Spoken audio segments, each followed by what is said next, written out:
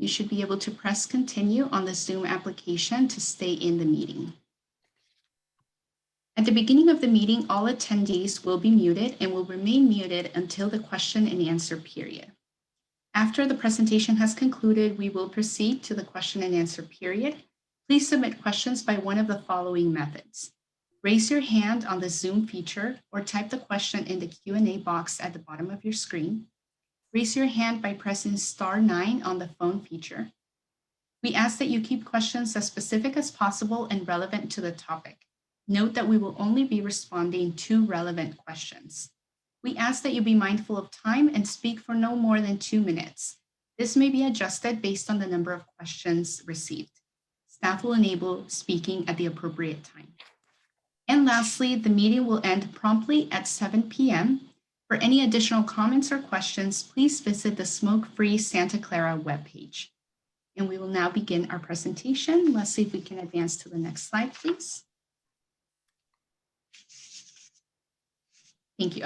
One previous. Yes, thank you. So again, I'll do some introductions of our panelists today. Again, I'm Jennifer Acuna. I'm a management analyst with the City Manager's Office in the City of Santa Clara. And I'm joined by County of Santa Clara staff, Leslie Sellers, a consultant, and Jennifer Aguilar and Dawn Tran, Tobacco-Free Communities Program staff. Next slide, please. And so tobacco remains the #1 preventable cause of death and disease in California. The Santa Clara County's Healthy Cities program seeks to address tobacco-related concerns by promoting policies and practices to provide tobacco-free and smoke-free communities. Currently, the city has adopted 6 out of 12 recommended tobacco prevention strategies in the Healthy Cities program, which are focused on reducing exposure to secondhand smoke. Although the city prohibits smoking in multi-unit residences in many outdoor areas, it does not prohibit the sale of flavored tobacco products or require a local tobacco retailer permit. The county has provided funding to cities to support tobacco prevention strategies known to have the highest impact on reducing tobacco-related disparities and inequities. Next slide, please.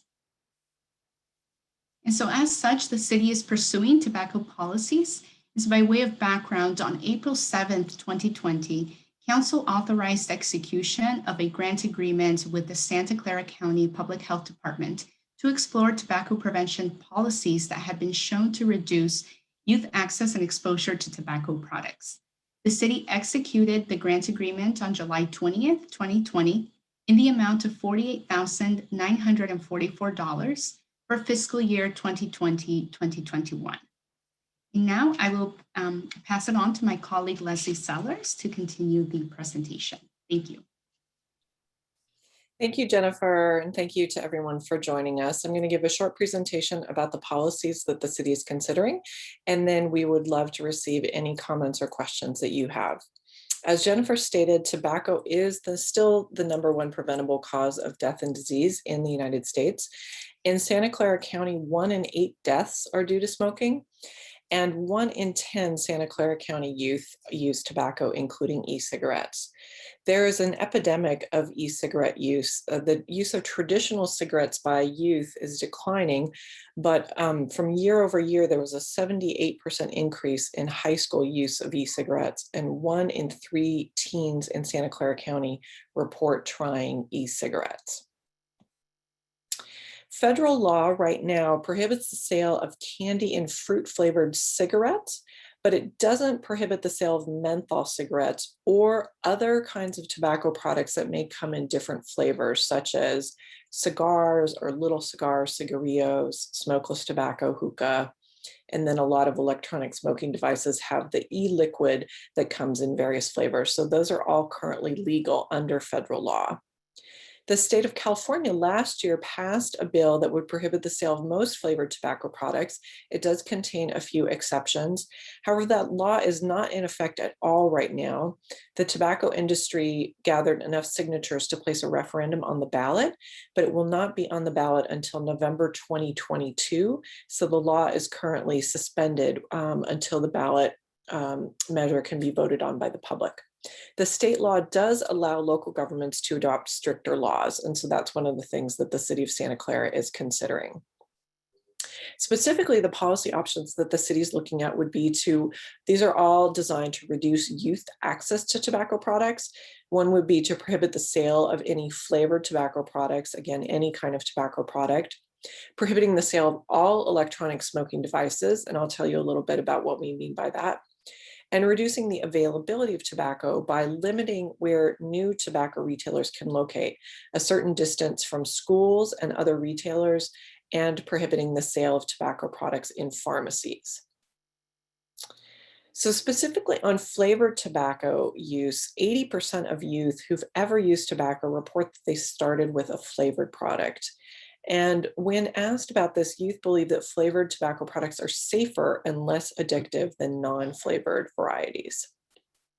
What the city is proposing is a comprehensive flavor ban that would be prohibiting the sale of any flavored tobacco product, including menthol cigarettes.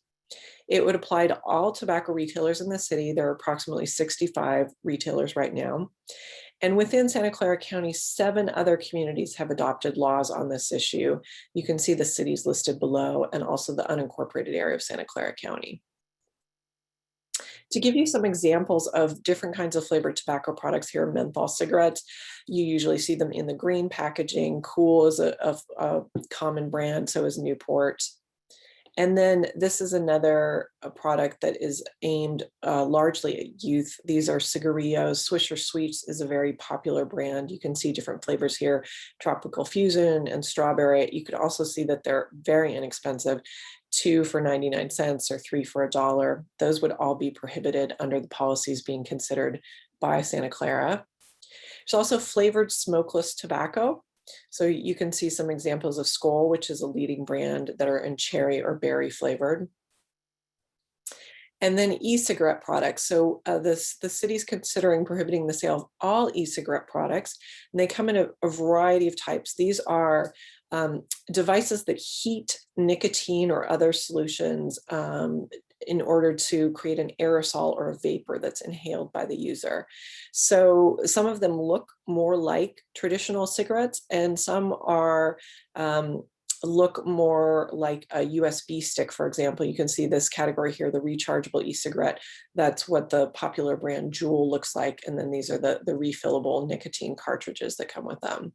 So those are all kinds of different varieties. The refillable liquid, the e-liquid, comes in more than 10,000 different flavors. Here's one particular brand that happens to be named Candy King. So they have a variety of candy flavored brands on the market that can be purchased. So as I mentioned, the prohibition on the sale of e-cigarettes would apply to all electronic smoking devices and vaping products. Similarly, there are 7 laws on this in the county from other communities that have taken this step as well. Regarding e-cigarettes, the California Department of Public Health, this was before COVID, they issued a health advisory urging people to stop vaping any products because of the health risks of vaping in general. And most e-cigarettes contain nicotine, which is harmful to the developing brain, and it's addictive, and these e-cigarettes contain other chemicals. So transitioning to some of the strategies to reduce the availability of tobacco, the policies being considered by the city would prohibit new tobacco retailers from locating within 1,000 feet of a school or within 500 feet of an existing retailer. This would only apply to new stores that want to open after the law is adopted. So existing stores are grandfathered, they can continue to sell tobacco products as long as they continue to maintain their license. The policies being considered by the city would also prohibit the sale of tobacco products in pharmacies. You can see here in this photo, there's tobacco products next to quit smoking aids like a Nicorette. That does send a confusing message for consumers, especially those who are trying to quit. It's another visual cue for them, reminding them of the tobacco products. There are 5 laws in Santa Clara County that address this, and there are approximately 7 retailers in the city of Santa Clara that have pharmacies. Several of them are supermarkets that have pharmacies within them. All of these policies would be considered under the umbrella of a tobacco retailer license. This is a strategy that a local government uses to create a set of comprehensive restrictions on the sale or marketing of tobacco products. So the restrictions can be more comprehensive than state law, and the penalties can be more meaningful for retailers who violate tobacco control laws. Right now, they would potentially just be subject to fines, but a local tobacco retailer law could allow for suspension of their license to sell tobacco products. The licensing fee helps fund the enforcement through the costs of the administration that are paid by the fee. Under a tobacco retailer license, retailers would have to get a license locally. It would actually be administered by Santa Clara County, and that would be on top of the state license to sell tobacco products. A retailer who violates any tobacco control law would be violating their license and subject to penalties. And the county estimates that they would charge a $425 fee to cover the costs of administering and enforcing the licensing program. As I mentioned, the Santa Clara County Environmental Health Department would be willing to administer and implement the program if the city of Santa Clara adopts a tobacco retailer licensing program that mirrors the county's requirements. And again, that would be a $425 fee. So we're really interested in getting your input. All of the feedback that you provide today will be shared with the City Council when they take up this issue again. There's a survey open right now. Here's the link. It's on through Open Town Hall. It's available through March 31st, so we encourage you to fill out the survey. And as Jennifer mentioned, there's a website through the city at Santa Clara, California.gov, Smoke-Free Santa Clara, so you can find additional information there. So we're happy to take your questions. As Jennifer mentioned, there are a number of ways you can do it. You can raise your hand, or on the phone, you can press *9, and Jennifer will identify you and you can unmute your line. Thank you very much. Thank you, Leslie. And let me just go ahead and promote our panelists. And I see one hand that is up, and this is Vanessa Marvin. And so I am going to unmute you, and you should be able to now unmute yourself and ask your question. Thank you. All right, hi. It's more of a comment rather than a question. Good evening. I'm Vanessa Marvin. I'm the co-chair of the Tobacco Free Coalition of Santa Clara County, and I'm a parent. And our Tobacco Free Coalition works across the county, as you know. Probably we've worked with the city of Santa Clara in the past on previous efforts, the ones to reduce the harms from secondhand smoke. And we're really proud and excited of the work that your city did on those efforts. Our coalition represents numerous organizations and individuals across the county, including in the city of Santa Clara, to eliminate the harms from tobacco. And the coalition is really excited that you guys are looking at these policy options. We urge you to adopt the strongest protections possible. All of the options you're looking at are really great. We support banning all e-cigarettes. We support banning flavored tobacco products and reducing the density of retailers and banning sales in pharmacies. We've worked with other cities across the county to pass some strong protections and really are excited to see that you're looking at these as well and adding Santa Clara to the list into the matrix of all of the cities who have done this. More personally, as a parent, I feel really strongly that we need to work together as a community to protect our kids from tobacco products. Obviously, there are things that we individually can do to protect our kids, but as parents, we can't do it alone. I always think about the fact that, I make sure my kids are careful when they're playing on playground equipment that's too high or whatever. But I also count on the community leaders and city leaders to make sure the playground equipment itself is not dangerous and harmful to my kids. So same within tobacco products, I will make sure my kids don't, to the best of my ability, are safe and take the right steps. But I'd like to make sure that the community around them is protecting them. So Thank you, Vanessa. I look forward to working with you. Thank you.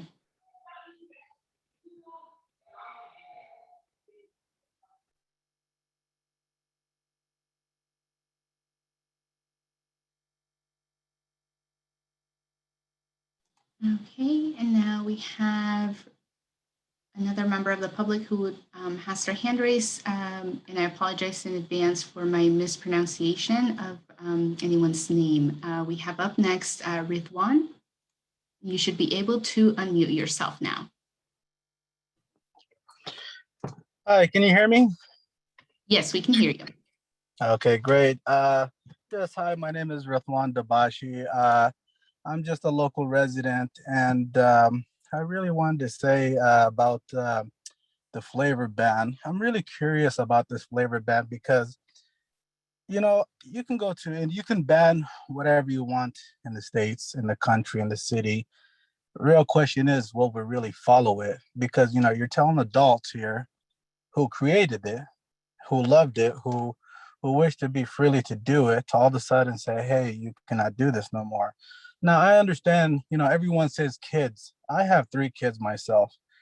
And if I do not teach my kids and give them the option that, hey, this is what can do harm and this is what don't do harm, then I'm gonna fail as a parent. And then I'm gonna blame who? The government? No, it's not gonna work. We need education.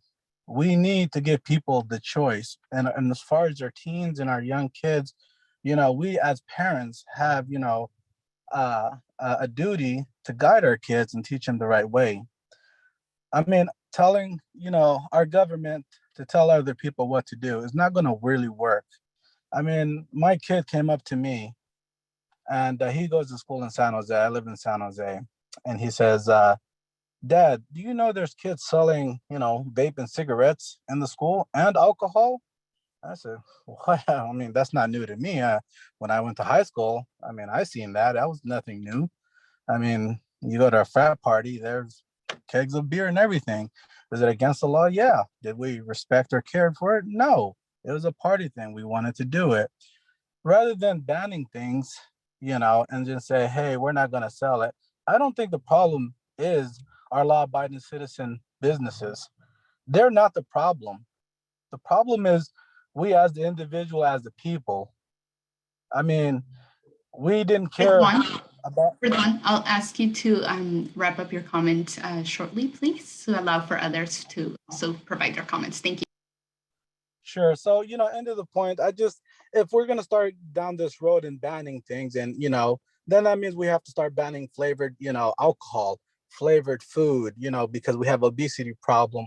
We're going to have to ban flavored tobacco or just ban all tobacco and just, you know, if we really want to be in this, you know, healthy environment, we should just ban everything all at once and see if that's going to work. Thank you for your comments. Yeah, and that's about it. Thank you for your comments. Mhm.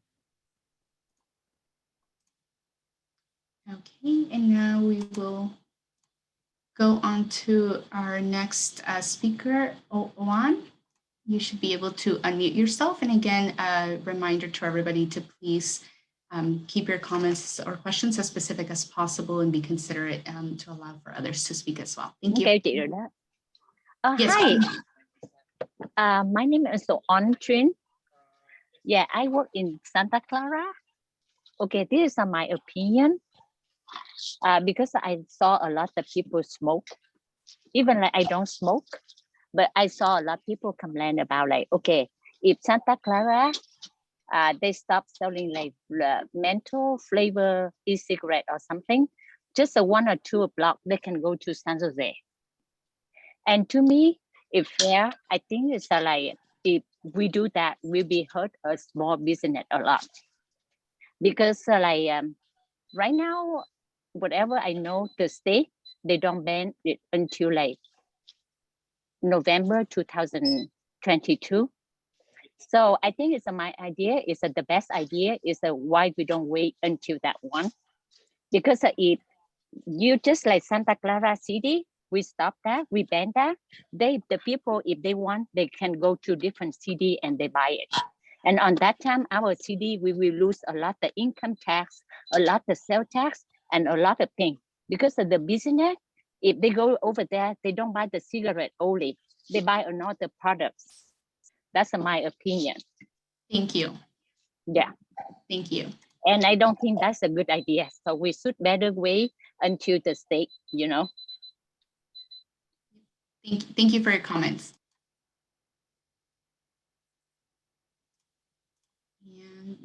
will go next to McKenna Jenkins, and you should be able to unmute yourself now. Great, thank you so much. Good evening, my name is McKenna Jenkins. First and foremost, I want to acknowledge that protecting our youth from dangerous and addictive portable smoking devices is a very important component of protecting our children's health. However, it is essential that we only include those products that are at the core center of the youth vaping epidemic. Unfortunately, the rich cultural tradition of hookah is often included in that conversation when it's in fact not relevant to this problem at hand. Hookah has been a fixture of a social activity since its first appearances in India in the 16th century. It's a symbol of respect, hospitality, and social engagement to both the Middle Eastern and Indian communities. Traditional hookahs are between 3 and 5 feet tall and require a heating mechanism that heats coals that are then placed on top of the piece. It is not portable and it cannot be concealed in a backpack or a small bag like a jewel or a puff bar might be in a student's book bag. While vaping devices are designed to fuel a nicotine addiction, hookahs are not used as a habitual smoking tool. A flavored tobacco ban is a ban on hookah because it only comes in flavors. And look, I understand that the city's intention in proposing this flavored tobacco ban is to stop the youth vaping epidemic. But hookah is not relevant to that problem whatsoever. Hookah products, unlike vaping devices, are never encouraged or marketed to children. They're very complicated and they're extremely expensive to set up. And that is not an appeal to teenagers. Last year, the California State Legislature and Governor Newsom signed SB 793 to ban flavored tobacco products, and hookah was exempted from that because the state recognized that it's fundamentally different than vape. And some information on that I can give you is that it will be actually on the ballot this year. So I just ask that Santa Clara, consider mirroring that language of SB 793 and exempt hookah. Thank you. Thank you for your comment.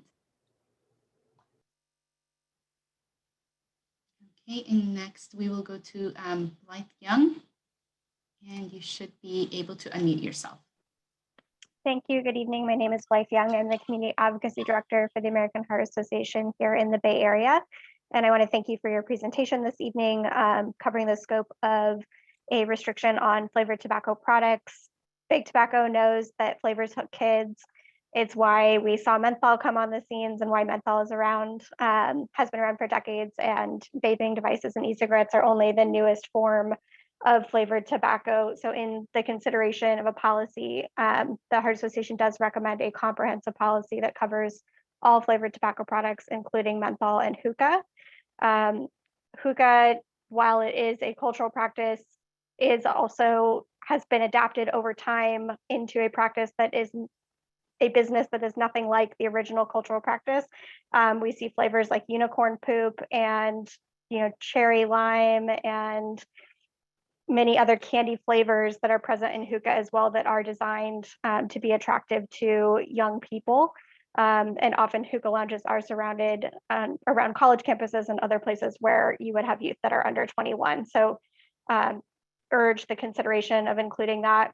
The AHA was and is a supporter of SB 793, and sometimes comprehensive policies end up with exemptions along the way due to political processes, and we hoped that 793 would become the new floor for the state of California, understanding we can't reach all communities individually one by one.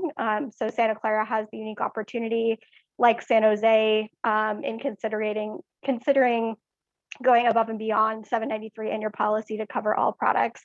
Also encourage strong enforcement. Thank you. Thank you.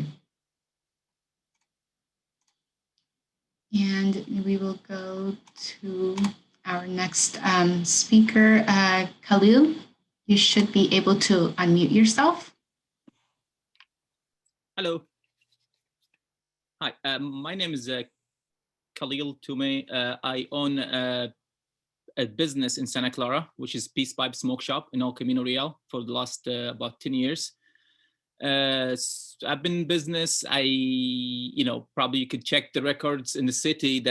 We haven't been in any violation of selling underage, for anything, any kind of tobacco product, even tobacco product, not just a flavored or any other non-flavored tobacco. So the way how I see this ban is really, it's gonna just literally kill our business. I've been building this business for the last 10 years, and there's too many different bans. There's regulations. We always go by them. I remember one time I get a phone call from my employee at the shop saying the police officer at the shop is saying my windows are covered, which is they're covered by the blinds from the sun. So I told him, just wait a minute, I'll be there, because they want to come back and check if this is the city law, which is the window tobacco retailer. They have no advertising in the window, and the window have to be seen from outside, which is I understood. So I drove right away. I left my house, went straight to the shop. I removed them right away, and I told them this is how the way how it should go. We'll go like this. So I've been we've been following the law for all this long, and now it's all it's just gonna go. Oh, you cannot sell this. You cannot sell this. You cannot sell this. I have no single advertising on my windows of my business. Even when we opened the shop, I had a frame sign, not in a sidewalk, in a parking lot, which is a private parking lot. The city employee came in, put it in his car trunk, and took it without notifying me or even cite me about it. So I went back to the camera. I went to the city. I collected my sign. He said, no, you cannot advertise. This is tobacco. This is okay. I understand. So there is no advertising. I didn't see, in the shop, I haven't seen any kid who's we ID anyone who looks 35, 40. Even people get mad when you ID them. Some people be happy. Thank you, Khalil. And it's. Yeah, you can wrap up your comment. Thank you. So in general, the way how I see it, I don't think the flavored tobacco is targeting kids, because I don't think kids they get in from my business. We are the law enforcement. We are the ones who check IDs. We enforce. We're not the police officers stopping. Thank you. Telling people, hey, are you smoking? You have your ID with you? Are you 21? So we check IDs before we sell it. Thank you. Thank you for your comment. Welcome. Thank you. Okay, and we're going to go to the Q&A. We have a question. We have a comment. I'm in favor of the proposed rule. I do wonder if any of the neighboring cities' ordinances have been in effect long enough to have data as to their results or efficacy. Sorry, that was a comment and a question. Would you like me to take the question, Jennifer? Yes, thank you. What we know from other cities, the prohibition on electronic cigarette products is too new to have data. But what we know from the tobacco retailer licensing laws is that it definitely reduces tobacco sales to minors. So the American Lung Association has data on this from a number of communities statewide that have adopted local tobacco retailer licensing laws, and they saw their sales rates to minors decrease significantly. I think that there's an initial study done out of San Francisco, which also has a law on this, that did see a reduction in the sale of flavored tobacco products and e-cigarette products to minors, but it is pretty early days for most of these studies. Thank you. We will go to folks that want to speak, either to ask a question or a comment. We have a K Street Consulting. You should be able to unmute yourself. Thank you very much. My name is Afrak Vargas, and I'm with K Street Consulting. We are the state lobbyists and also coordinators for the National Hookah Community Association. So thank you very much for your extreme accessibility. It's really appreciated. I know that oftentimes we may seem like we're on the other side of policies, but just a comment to you guys that we really appreciate this accessibility and your availability, excuse me. But a question though, specific to the policy, the presentation and many of the slides focused on flavored and on vape, and the overwhelming discussion has been vape, but is the ordinance that staff is recommending, will it include shisha? And I do have a follow-up to that. Because it wasn't really mentioned, it was not photographed, nor was it discussed by the leadership and the panelists. Yeah, the ordinance is not yet drafted, so the city council doesn't have the specific language in front of them, but the policy that they're considering would be a comprehensive definition on tobacco products, which would include any flavored products that contain tobacco or nicotine, including hookah or shisha. Okay, then I guess I would ask that your future presentations make that explicitly clear, including in the discussion, and discuss it to the same extent that you discuss vape. Our experience was that when we discussed the history of hookah and the cultural significance, which the previous caller did talk about in depth, so I'll save that time. When we made those comments and sat with legislators, that is the reason that hookah was exempted. It wasn't for any other political reason, as one previous caller alluded. And also, I'd like to point out that we had conversations with the Lung Association, Heart Association, and Tobacco Free Kids, the leadership at the highest levels, and they all agreed, much like Senator Jerry Hill on the Senate floor when discussing the need to carve out hookah. It was because of the overwhelming cultural significance that he thought, as well as all of the co-authors believed, that the hookah pipe means to many Middle Eastern communities. They understood that. Thank you for your comment and your question. In closing, I would ask that you include these comments in that statement and that fact in the documents moving forward. And actually, a correction is that this ballot measure, the repeal of the referendum on 793, will be on the recall ballot once it's called. Thanks. Thank you. This year.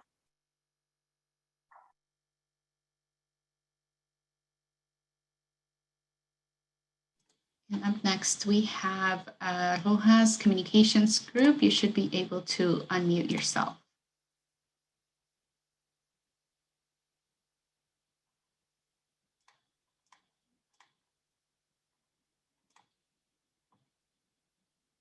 Rojas Communication Group, you should be able to unmute yourself. Yes, can you hear me now? Yes, we can hear you now. Thank you, Jennifer. Thank you, Leslie. I want to reiterate the previous gentleman's comments for allowing the open public testimony prior to the city council and the hearing the variety of different options prior to the writing of a draft ordinance.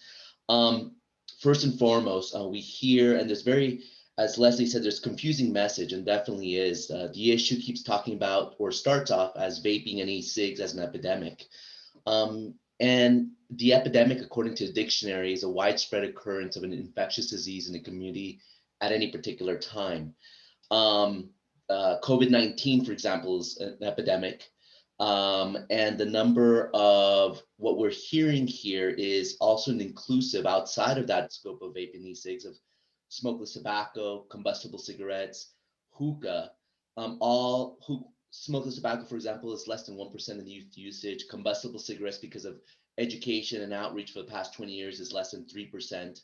I don't understand why this is being included, but yet marijuana combustible flavors is allowed, yet flavored alcohol like vodka, cherry flavors, vanilla, wine, for example, is grape, and that's being used. Many people know, and someone mentioned about unicorn poop. It's online sales that are being used. If anyone has visited a retail shop, it's a small area footprint to be sold products. None of these crazy named, churro flavor, unicorn poop, for example, those are online sales and should be focused on online issues. The 7 cities. Thank you. I'll ask you to wrap up your comment as well. Absolutely. And flavor bans have not worked. I'll go contrary to what Leslie said. Using the numbers from the Department of Education on an annual basis, the numbers have not gone down. San Francisco has had 3 years. Santa Clara County has over 4 years on flavor bans. TRLs do work. Leslie is absolutely right. So there's misinformation on TRL versus a flavor ban. So we again appreciate the information. Hopefully the confusing messaging is unconfusing and maintained with true facts. Thank you. Thank you for your comments. And we will go to the Q&A. There is a question, would that include pipe tobacco and fine cigars? I imagine that means, would the ban include pipe tobacco and fine cigars? Yes, it's the same answer to the previous question. It would be a comprehensive definition of tobacco products. So if there's tobacco in the pipe tobacco or in the cigars, they would be included within what the city is considering. Although, as many of the commenters are pointed out, it's a decision for the city council to make whether they want to have that comprehensive definition or if they choose to make any exceptions. Thank you, Leslie. We have a comment that I'll just read out loud. You say there's no data, but you say there is a reduction to youth. I think that's been answered in some questions as well, addressed. There's another comment or question. If smoke shops don't sell to minors, then why the main topic is vape ban because of kids are vaping? I think that's a question that we can address. Yeah, so I absolutely respect the commenter who called in earlier and said that he owns a shop and has never sold tobacco to youth. I'm sure that's absolutely true, but in terms of data statewide or in Santa Clara County, there are sales to illegal sales of tobacco products to minors by vape and smoke shops, and they actually sell at a slightly higher rate than other tobacco shops. So it is a problem that communities are trying to address. Thank you, Leslie. We'll go to the next question. Is this ban include liquor and wine? No, what the city is looking at right now is only regulation around tobacco. There are no alcohol related provisions that the city is considering at this time. Thank you for answering those. And I will go to folks who have their hands raised. Again, I just want to remind everybody to please keep your comments or questions brief and as specific as possible. We are at 6:38 and the meeting will be ending promptly at 7. So please be mindful as we do have a number of folks that want to speak either to raise a question or provide a comment. We'll go next to George Johnson. You should be able to unmute yourself. Hello, guys. Thank you so much for taking the time to listen to the community input and all the businesses that are in jeopardy.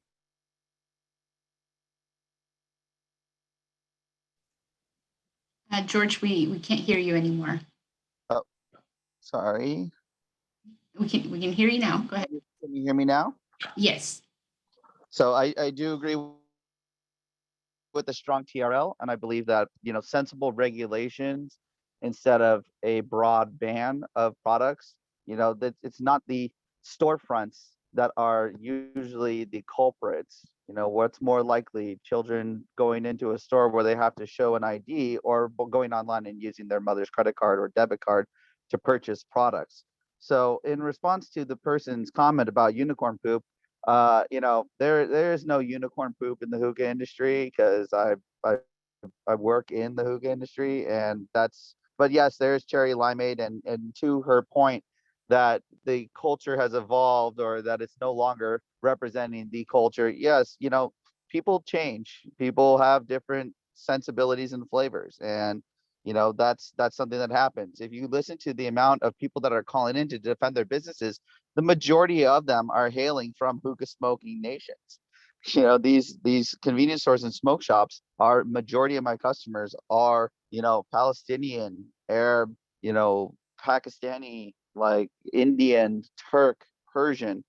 I just wish that, we worked with legislators and everybody, and I appreciate your time so that we can come to a sensible solution where we balance business entries and everybody else's rights. Please mirror SB 7 as a baseline. Thank you so much. Okay, we will now go to, we have somebody with their hand raised. Mo, you should be able to unmute yourself now. Yes, hello, this is Mo. I'm calling because I think it's the wrong time actually for it. People are right now at a time where businesses, they have loans, they're barely making it, families are barely making it. And I think that you should go from a state level instead of from one city to another city. It doesn't make sense. If you one city, I can buy it from one city. If I can't buy it this city, I can go to the next city and buy it. And I just don't think it's the timing for it. And not only that, another thing, I don't think it's the businesses. I think they're getting it from a lot of other places than the businesses. And are they going to go after the others, like online or anything like whatever the platforms that they getting it from? I mean, that's all. Thank you. Thank you. Thank you for your comment. Okay. And next up, we have Paula Baker. You should be able to unmute yourself. Hello. Thank you very much for the opportunity to speak tonight. I am a Santa Clara citizen. I also work in the health industry. I, in the past, have also been a tutor here in Santa Clara, and I want to tell you the story about a couple of young kids that I tutored for over 4 years. They're finishing college, but they're still addicted to vaping. They were introduced to it by Vape Affair, which is a saloon style setup on El Camino, El Camino Real. Their mother came to me because she knew I had a passion against tobacco and nicotine addiction, asked me to go with her to that establishment. I did. And we found that there in that establishment, they had all kinds of childish paraphernalia, Hello Kitty types of vaping devices. We saw that people sitting and inhaling, not only are they inhaling their own vapor, but they were also inhaling everybody else's. There was no ventilation. We questioned the young man that was working there. He had been very, very briefed, and but he still could not explain to us what was in the vaping liquid. He stated that liquid came from the United States, but it does not. It comes from all over the country. Now we know vaping, when young people vape, parts of metal go into their lungs. One of the young men I'm talking about, who was just starting on his career, has had health problems that might be related to his vape addiction during that time. And in regard to hookah, I want to talk about hookah. The establishment, I'm not sure if it's the same one that the gentleman was talking about, but I was at a wrap shop with my brother, who's a professor at Santa Clara, and we went to have lunch. Got to the wrap shop, we needed to use the bathroom. We had to go into the hookah I'll lounge. ask you to wrap up your comment, please. Yes. Many young people don't know that they're becoming addicted to nicotine when they use hookah. Hookah also spreads disease. Hookah, and I'm particularly concerned about childbearing young women who are from countries of origin who are frequenting these shops. They don't know it can stop them from being able to conceive children. Thanks. Thank you, Paula, for your comments. And next up, we have Carol Baker. You should be able to unmute yourself. Thank you. I'm the co-chair of the Tobacco-Free Coalition of Santa Clara County, and I'm also a volunteer for the American Cancer Society Cancer Action Network. Someone suggested that the ordinance would kill his business, but personally, I'm interested in not killing the citizens of Santa Clara by horrible diseases such as cancer and heart disease. And also, it's never been proved that it's going to kill anybody's business. We aren't trying to eradicate all tobacco sales, simply the ones that attract youth. So, and I do want to thank you for what you're doing, for what you're trying to do. And the 23 members of the Tobacco Free organization are grateful that you're taking the steps to protect your citizens from tobacco-related diseases such as heart disease and cancer. Thank you. Thank you for your comment.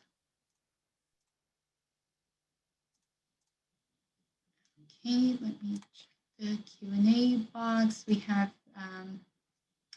comment or question: why not penalize shops selling to youth if they get infractions and keep the ones who are abiding by the law? Taking adults' rights away is not the solution.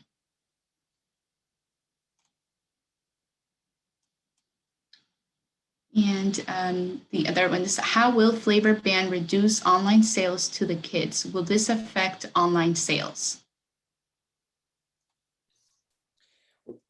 Technically, the ordinance doesn't apply to online sales. It only applies to live sales in a retail shop in the city of Santa Clara. There are protections in state law that are supposed to ensure that youth are not getting these. So even if you steal, like some caller said, even if you use your mom's credit card to go online, when the product is delivered, it has to be signed for by someone who's over 21 years of age. That was something that was added to state law to try to strengthen the protections against minors getting these online. But the local ordinance would not affect online sales. Thank you, Leslie. And we will now go to those who have their hand raised. We have up next Gina, and I want to be mindful of time. It is 6:47. The meeting will end at 7 p.m. And so please keep your questions specific as possible in your comment brief. You should be able to unmute yourself now, Gina. Hello. Hi, I'm a community member and also a parent. And hearing that we got a little under $50,000 grant for tobacco prevention to reduce youth access is amazing. It makes me so happy. The question I have and what I'm upset about is why we're using these funds to do something that the state is already has in motion. SB 793 is going to be something that California is going to vote on. I would love to see this money be used in education and in further developing our schools. Kids need this education because right now we're just taking away rights from adults. I don't smoke, but you don't see people banning alcohol or rated R movies for those of age because adults should be able to choose what they want. Why is this money not being used for education is my question for you guys.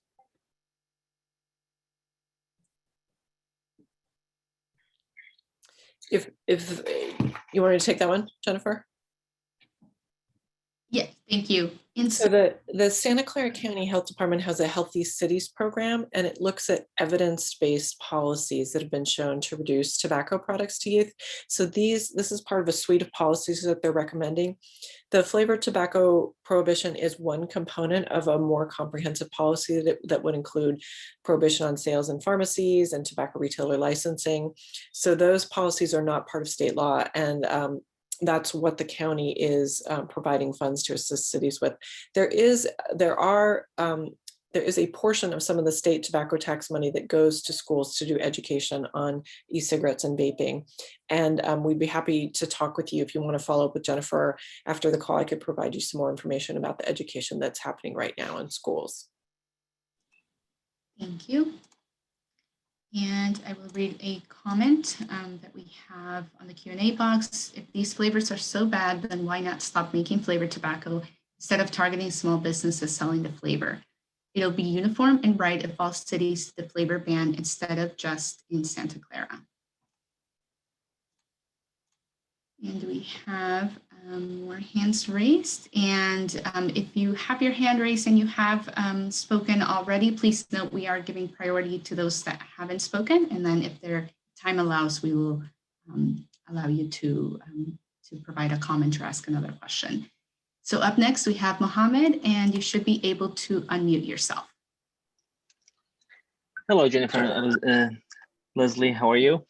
Thank you for this meeting. So my name is Mohammed. I have a store in Santa Clara, but that's for tomorrow's meeting. I'm calling as one from the community. I wrote some notes actually. I strongly agree with most of the callers, the commenters who commented, and it's very easy. I want to add to that, it's very easy to get those flavors online. The signature thing from mailing, it's many companies, online companies, they don't follow that moral, ethical moral that they have to send it with the signature. So many of them, they send it, mail it without signature required. On top of that, we're gonna open a black market in Santa Clara, especially in neighboring cities, because if they can get it locally, they can get it either online or other people. It's easy, very easy to get it from China too. The one that are not certified, the one are not safe, really safe. I myself quit smoking cigarettes because of vapes, honestly. I have been smoking it for over 2 years. If I don't smoke the vapes, I'm gonna go back to cigarettes. It's the nicotine itself. So that's addicted. It's not the vape, or the flavor helps for the taste. I tried the non-flavored vapes. Honestly, I hated it. I went back to smoke cigarettes, and then I tried the flavored, and then I liked it again. One of the slides said 1 in 8 deaths are because of smoking. Smoking what? It's smoking cigarettes that has 4,000 chemicals. Many of them, like 4,000 chemicals, unknown to us. But vapes, they have only 3 chemicals, which is nicotine, VG oil, and PG oil. And all of those are approved by the FDA and known by FDA. I'm sorry, known by FDA. Thank you. Thank you. And one thing, one response to one of the commenters, she said that vape fairs, like the students get vape fairs. Vape fairs closed a long time ago, and Santa Clara City enforced so many policies after they closed. Thank you. Thank you. Thank you for your comments. Okay, we will now go to Myra, who wants to speak. You should be able to unmute yourself. Hello, thank you. My name is Myra and I represent the retailers in Santa Clara.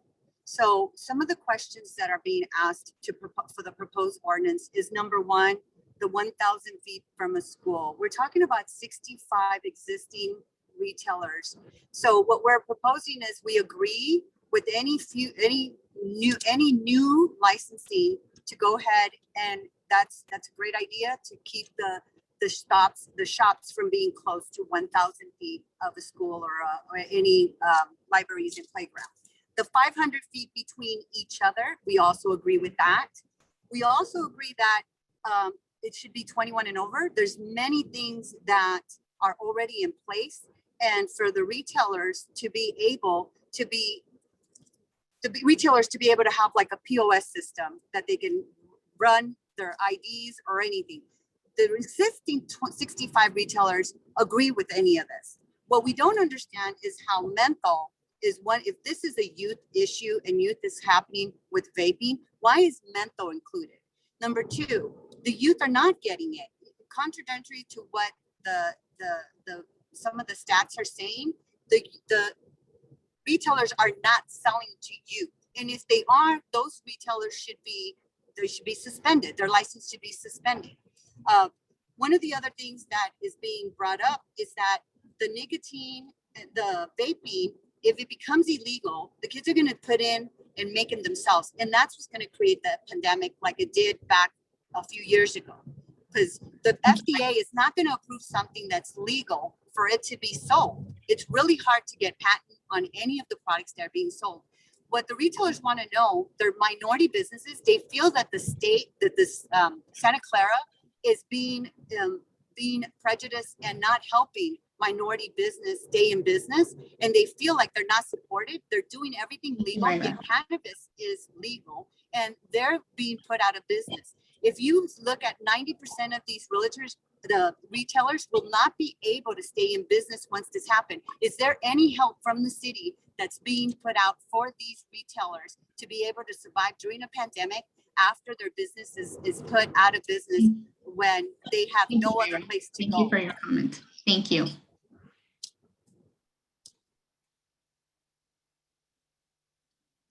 Okay, and let me just check the Q&A box. We are at 5 minutes to 7. We have a comment. I appreciate the fact that we hold a meeting on whether to ban the flavored tobacco product, but I don't think the problem lies as to ban or not to ban. In my opinion, banning might decrease the rate of youth going to store to get what they want, but I mean, there's more than just that one way. Thank you for your comment.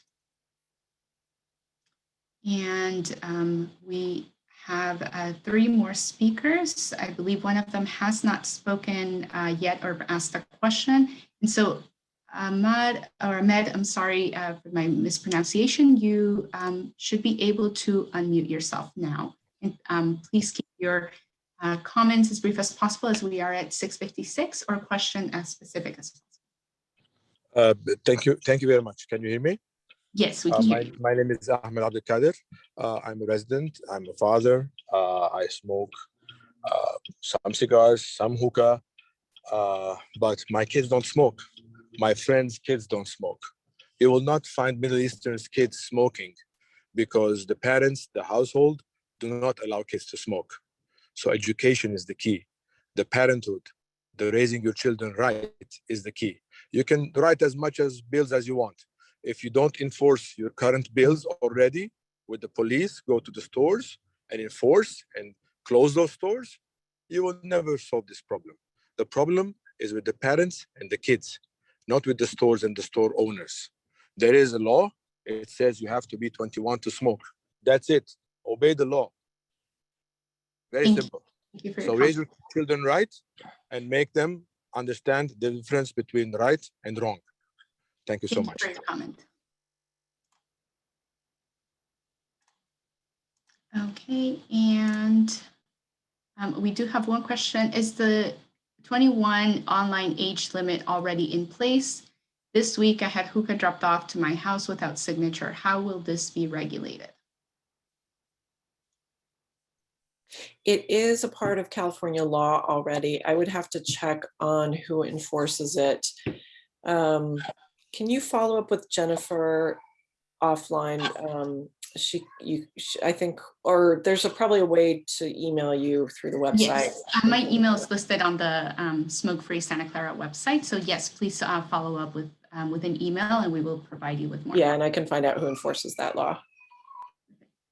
Thank you. And so we are at 6:58. I want to thank everybody for participating today in the community meeting. And I also want to remind you and make you aware that we do have a business forum tomorrow on this topic, and that will be from 11 a.m. to 12 p.m. The information is listed on our website. Leslie, if you can pull up the slide that has the link to our webpage, please. And I also want to remind you that there is a survey currently on our website as well, where you can provide your input. And so thank you. So you may, for more information, you may go to santaclaraca.gov/smokefree Santa Clara. There is an email address. It's my email. And so please send in questions that you may have or follow-ups from today's meeting. And again, the information to the business forum is also listed on that webpage. Thank you again, and this will now conclude our meeting for today.